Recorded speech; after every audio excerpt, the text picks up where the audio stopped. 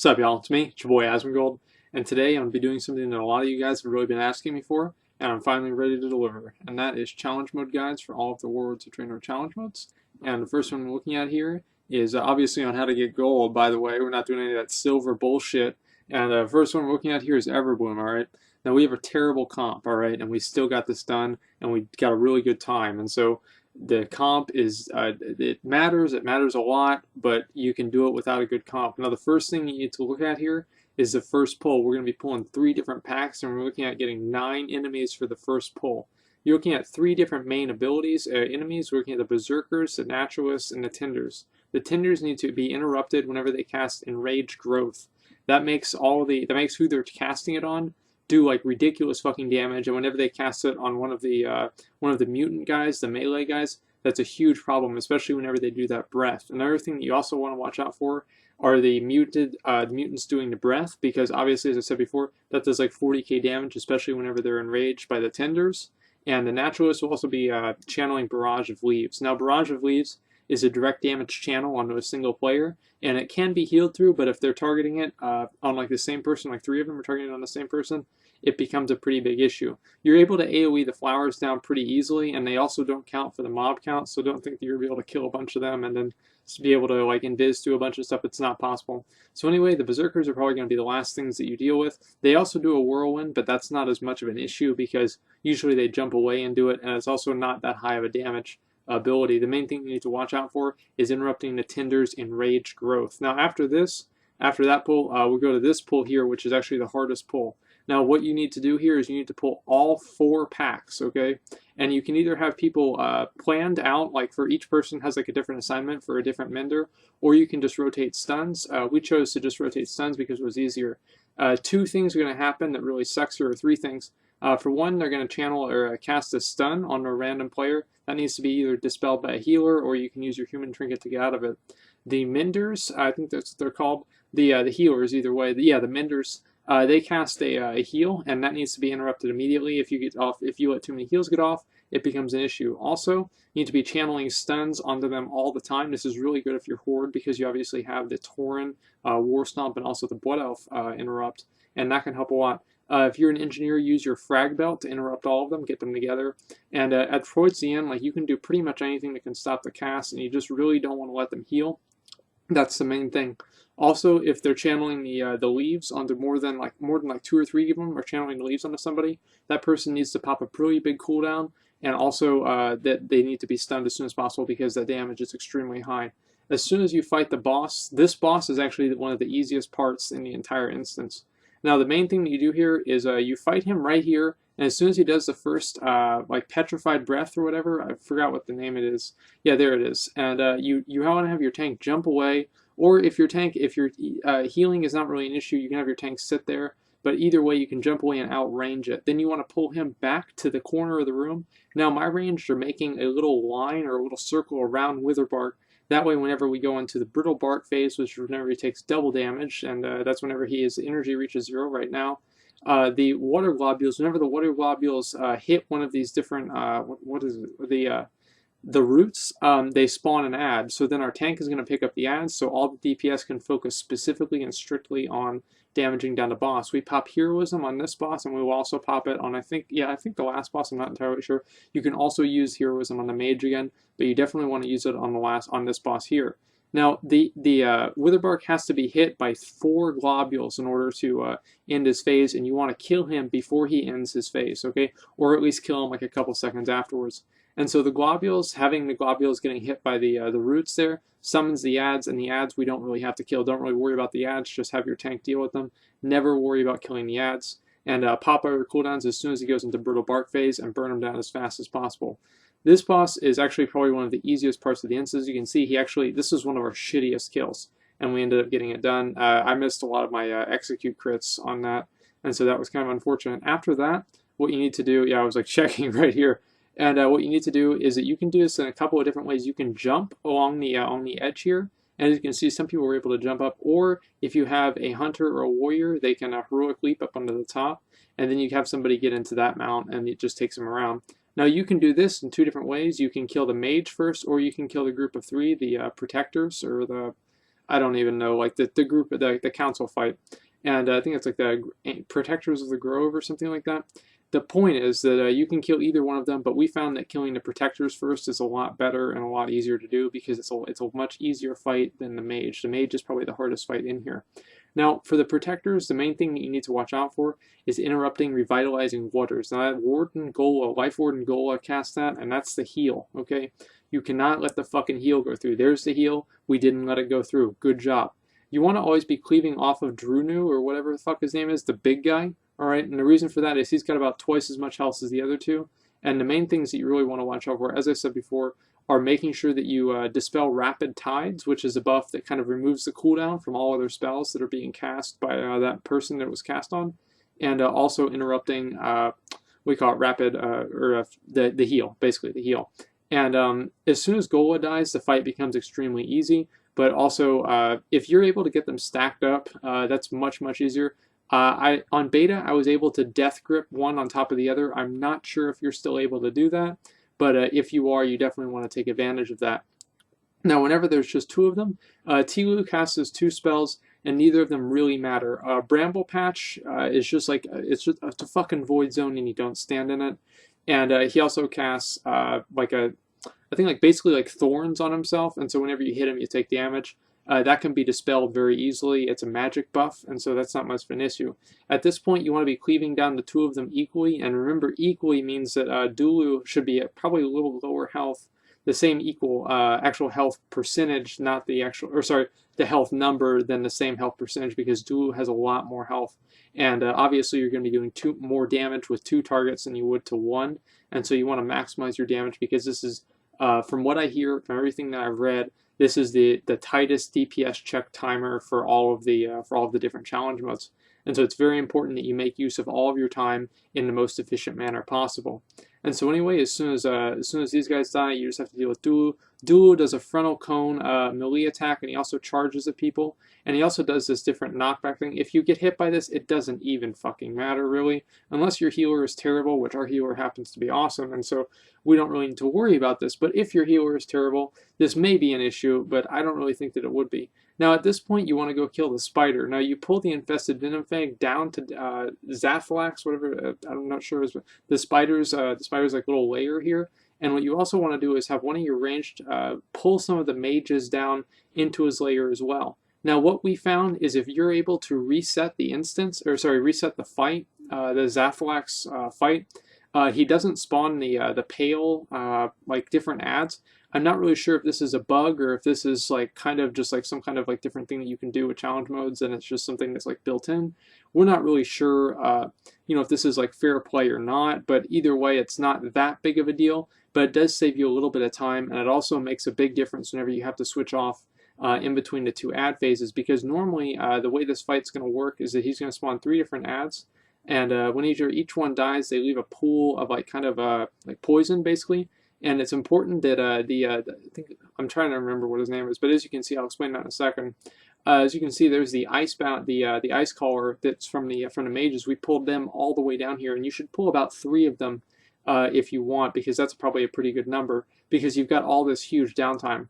The amount of time between whenever the spider boss lands and whenever the gauntlet is started is a fixed amount of time, and so it doesn't really matter, you know, like how many ads you're able to kill, as long as you can focus on the boss whenever it's up. And also, the little spiders have almost no health. Like this phase, it's like killing trash mobs. It really doesn't even fucking matter at all. And so you just kill 3 of them. Now, if you're not able to reset this, you're going to have another ad that spawns, and it's going to be like a pale like guy basically. And what you have to do is sometimes he'll go to one of those little like I don't know, like clouds, and he'll cast Inhale. You need to stun or fear or do something to prevent him from casting Inhale. If he successfully completes casting Inhale, what's going to happen is he's just going to do more damage and get bigger and gain more health, and then it's just fucking bullshit. Also, they'll also spawn during the boss, and that's one of the big things you have to deal with during the boss. The boss will cast Consume, and Consume, Zerothrak, I really don't know how to pronounce his name, is going to actually like kind of eat one of the pale ones, and you have to kill the pale one before he finishes the Consume cast. One thing that makes this very easy is Touch of Death from monks, but you can also do that with a couple of other things. Before I forget to mention it, one of the ads is called like a toxic buster or something like that. It fixates on a random player at some point, and you need to make sure that you kill it before it touches that random player, or it does a huge amount of damage to everybody in the group. Or at least that's what it seemed like to us, because we had that happen once. Now, Zero Attack, yeah, the Zero Attack, I guess that must be his name. He's going to do 3 main abilities. He's going to do the Gaseous Volley, which is not very important. He just puts more poison on the ground. And he's going to do 2 abilities that need to be interrupted. Venomous Sting needs to be interrupted. It puts a dot on somebody that's undispellable. And that Bolt thing that you just cast there, the Poison Bolt, just interrupt that too, because, I mean, Warlords of Draenor challenge modes are all about interrupts, okay? And so you really need to be on top of that shit.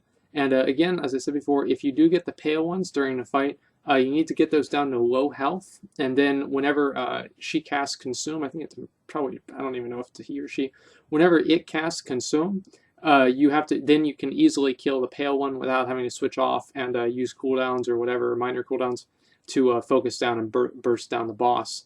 And pretty much here, like, you're able to kill her this is a very easy boss. Like, that's what I'm really trying to say. This is a very easy boss, and honestly, that's why you want to pull some of the other trash from the Mage to you, because the Mage trash is actually one of the most difficult parts of the fight.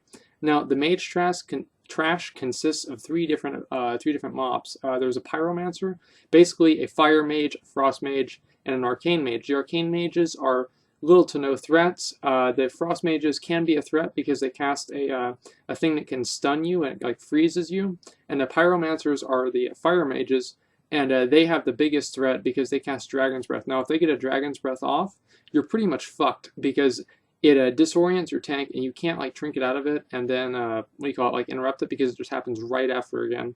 And so what you want to do there is you at that point, like, honestly, it could honestly just be a wipe just because of that, because it's such a big deal. As you can see, those are the ice things being spawned by the ice callers, which are the Frost Mages, and those are also an issue. Some of the different what are they called? Some of the different mages, they're going to summon a spore image whenever they die. The spore images are kind of weaker versions of themselves, and they only cast the basic abilities, so like Frostbolt, like Fireball, and like Arcane Blast. And so after that, you can pretty much cleave down the spore images. The Arcanomancers cast 2 spells. They cast Arcane Blast, and they also cast Black Hole. If you ever played Diablo 3, it's the same thing as the Wizard spell. It just pretty much, it's a void zone on the ground, and it kind of pulls you to it. As melee, it's a non-issue. As casters, as a caster, it's a little bit more annoying. You can use Aspect of the Fox or something else. You also want to be careful to not pull the boss, okay? So we didn't get that one done.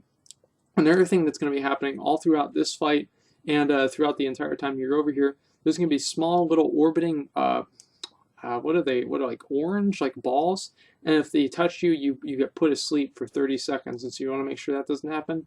And also the green things that are spawning everywhere, if those explode on you, they just pretty much do damage to you, and so you don't want to be standing on those. And as soon as you get to Archmage Soul, what you can do is you can do this in a couple of different ways, but you do not want to push her into the arcane phase. That is the one thing you do not want to happen, because the arcane damage is fucking ridiculous. The best way to do this is to let her get to 2 stacks of parasitic growth, and then interrupt her, and then push into the frost phase and kill her in the frost phase. Now, you can choose to use heroism on her depending on your time, and she's a much more difficult boss than Yalnu, who's the last boss. And heroism on Yalnu is not as important, because the mages do the majority of your damage on that boss. But the main thing that you need to watch out for here is, of course, running over the fire rings. And also, whenever you make her switch school, she's going to summon a spore image. Do not kill the spore image. Don't really do anything to it. Just make sure that you have it under control. Now, usually at this point, you're not going to have all the enemies that you need, and you'll probably need to kill at least one of the mages. Now, I died, so, I mean, that's just kind of what happens. Like, I was just like the person that died. I don't think I really did anything wrong. I might have. But either way, you want to make sure that you're not standing in the blizzard. As you can see, there are a lot of things not to stand in. And you're moving her around the room away from the fire flowers, because when the fire flowers are around, that can cause you all kinds of more problems. So anyway, after you kill her, if you need more enemies, you can go ahead and you can kill the 2, the 2 mages up there. And another alternative for getting more enemies is you can pull some of the berserkers at the beginning of the instance during the first big pull, but that's also more deadly because they do the breath, as I said before earlier, and also they can be enraged, and they also jump around, and so it's harder to damage them down equally. Now with these different mobs up here, the Pyromancer and all that stuff, as soon as you kill them, they will give you credit. You do not have to kill the Spore image. So as soon as they die, like we just touch of death there, that's how they died so quickly. As soon as they die, there's a Spore image that spawned, and we just said, fuck it, you know, we don't have time for you. And honestly, we probably did. Like we, as I said before, like this is a really good run. And so anyway, then you go right through the portal, and you don't have to deal with the Spore image at all. You're done. Just make sure you have 30 enemies. Now, Yalnu is basically the exact same as was on Heroic in terms of everything. Like, if you've done this on Heroic, you should do the exact same thing, unless that you don't kill the entanglements. There they are. Entanglements. Entanglements need to die. The Kirin Tor mages do a huge amount of damage, and so the entanglements definitely need to be killed as fast as possible to prevent the Kirin Tor mages from being stunned. And also it does damage to them, and also it can be put on a player. If it's put on a player and you're a human, you can use your human racial trinket out of it, or anything else that gets you out of a stun will get you out of it.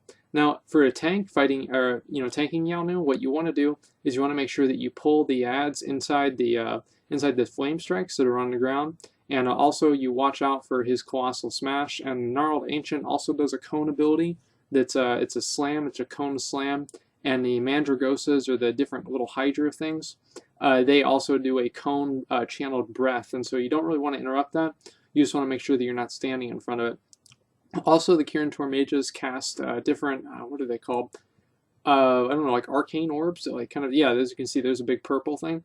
And the purple things do a lot of damage, okay? And so you want to have Yalnu towards the middle, and you also want to have the ads. If you can pull the ads into the purple things, you're going to be having a really good day. Now, this boss is mostly about ad control, but also as long as you can kind of kill the ads and then focus on the boss, you're going to be having a good time. Now, whenever Yalnu gets to a certain percentage of health, it's actually better not to go kill the different, or like run over the flowers for Genesis, and the reason for that is obviously he'll be dead by the time the flowers become a real issue. And so for us, like, we knew that would happen.